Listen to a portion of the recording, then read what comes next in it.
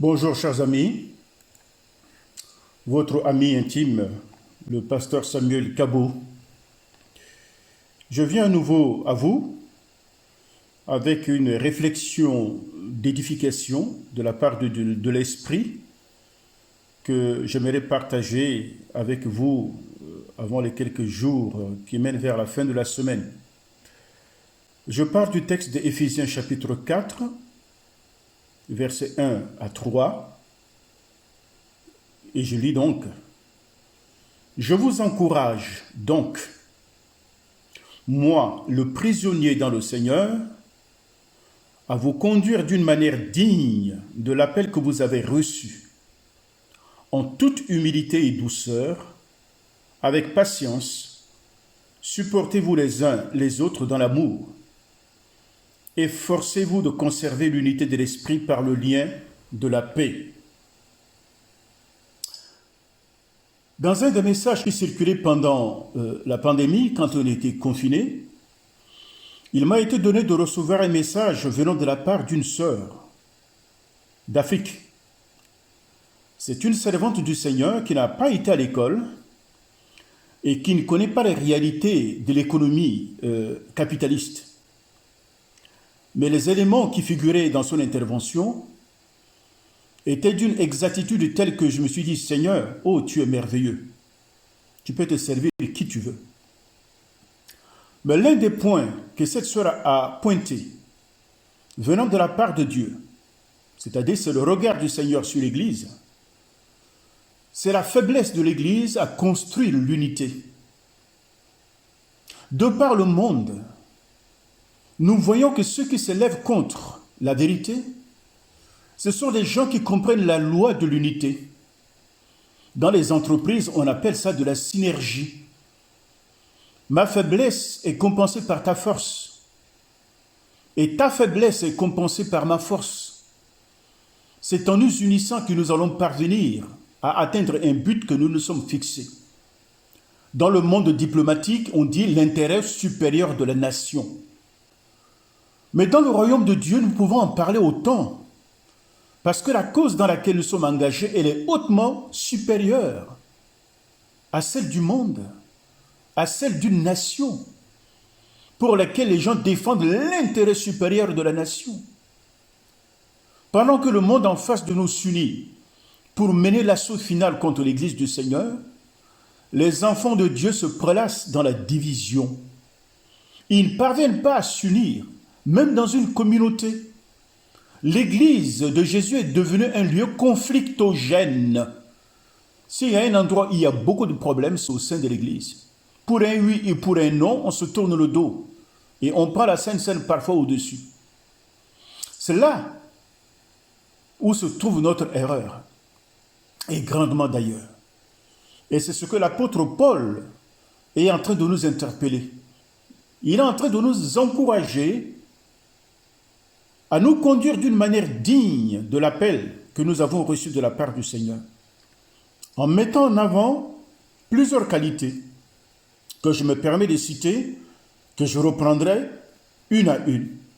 L'humilité, la douceur, la patience, la tolérance, l'amour, l'unité. Et si tout cela est réuni, elle nous conduit vers une dimension, la paix. Ça, ce sont des qualités qui doivent présider à nos relations interpersonnelles. Et ça suppose qu'à l'égard de nous-mêmes, nous soyons en paix avec nous-mêmes. Marcher d'une manière digne de l'appel que nous avons reçu de la part de Dieu n'est pas simplement une suggestion. C'est un ordre qui vient de la part de l'Esprit Saint.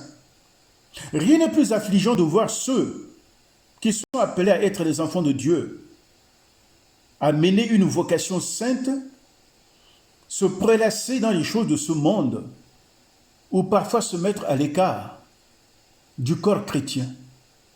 L'ennemi cherche parfois à nous écarter du corps ecclésial pour pouvoir mieux nous étouffer, comme les documentaires animaliers que nous regardons au parc Serengeti, où lorsque le prédateur a envie de s'emparer d'une proie, il crie un bruit effrayant pour séparer les plus faibles du corps de l'ensemble, pour pouvoir mieux les isoler et en finir avec eux.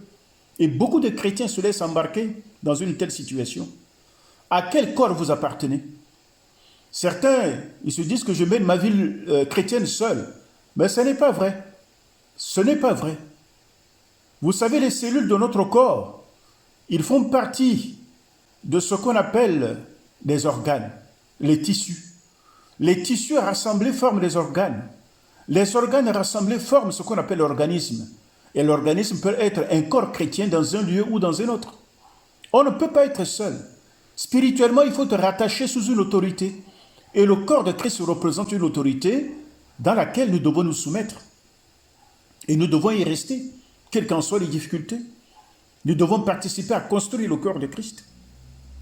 Pour marcher d'une manière digne de la vocation à laquelle tu as été appelé, nous avons été appelés, je vous ai dit que certaines qualités sont indispensables, sans lesquelles on ne parviendra jamais à construire le corps de Christ dans l'unité.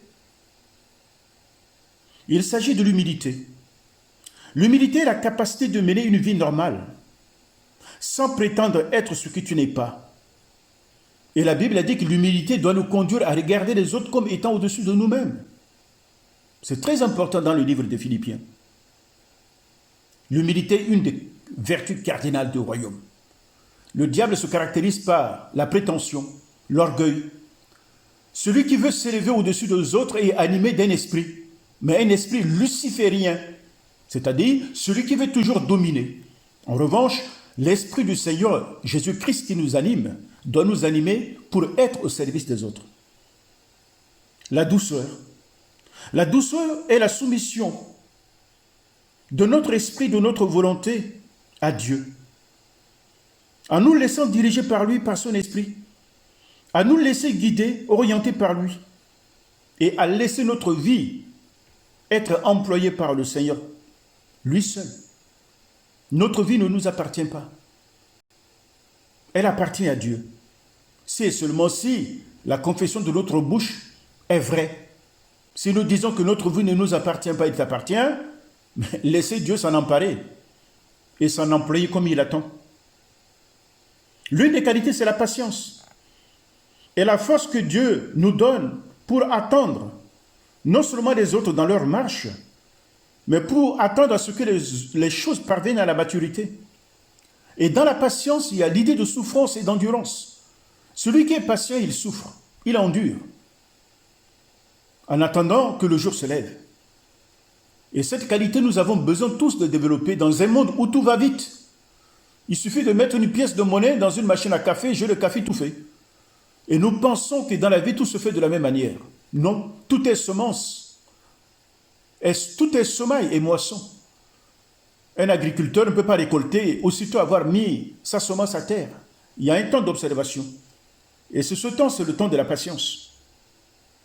Nous avons une autre qualité à développer qui ne figure pas dans la parole de Dieu. La Bible emploie le terme supporter, mais ici qui s'appelle la tolérance. Mais pas une tolérance de compromission. Parce qu'il y a des gens qui tolèrent mais qui acceptent. Non. La tolérance, c'est la capacité à supporter, à attendre les autres, sans critiquer, en recourant à la prière pour que les choses arrivent comme Dieu voudrait que cela arrive. Supporter, oui, c'est le mot adapté. Et souvent dans notre monde, on dit que tiens, lui, il est intolérant. Quand on dit intolérant, c'est qu'on n'accepte pas ce que l'autre propose. Mais le chrétien n'est pas appelé à tout accepter. Point du tout. Sous prétexte de tolérance, nous vendons parfois notre droit d'aînesse. La Bible a dit, à qui est la vérité, ne la vend pas. Proverbe chapitre 23, verset 23. Et l'autre grande qualité, sans laquelle les restes ne sont pas possibles, c'est l'amour, la compassion, la capacité de souffrir avec.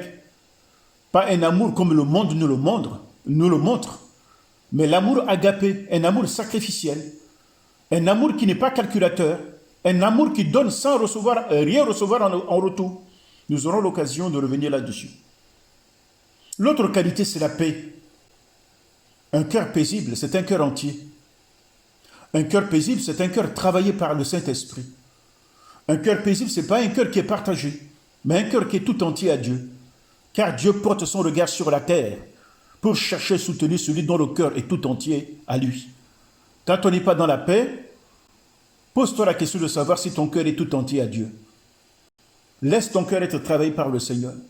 Lorsque tu auras la paix, tu seras dispensatrice de la paix autour de toi. Car l'enfant de Dieu véritable est l'artisan de paix. Et c'est ainsi qu'on t'appellera enfant de Dieu. Et si tout cela est mixé, malaxé, dans l'amour, et nous permet de vivre l'unité, qui est la capacité de mettre en commun tout ce que nous avons de bon pour la gloire du Seigneur. Ainsi, nous créons une atmosphère dans laquelle la foi se manifeste par la puissance de l'Esprit de Dieu.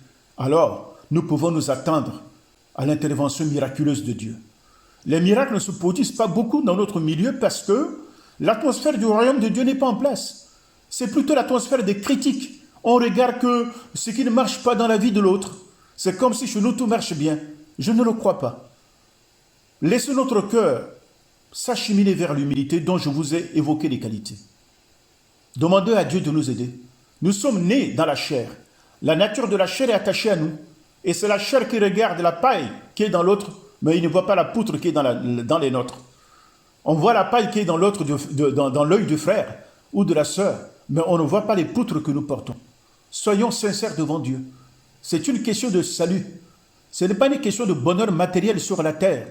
Ce n'est pas qu'une question simplement d'être en bonne santé.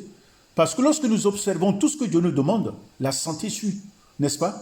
Et le bonheur est là. Et tout ce que Dieu a promis pour nous viendra par le Saint-Esprit.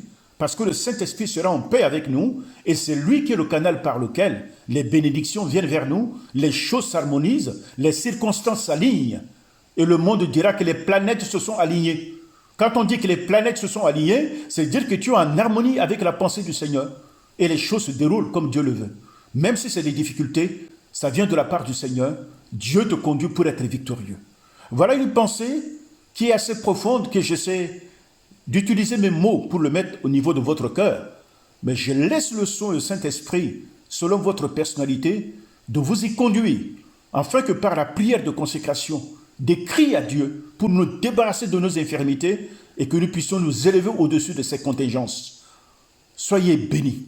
Que la main de l'Éternel Dieu notre Père et du Saint-Esprit dans sa communion avec Jésus-Christ le Roi ressuscité, que la puissance de Dieu inonde votre cœur et propulse votre vie vers l'avant pour la gloire de Dieu le Père, au nom de Jésus-Christ, notre Seigneur bien-aimé.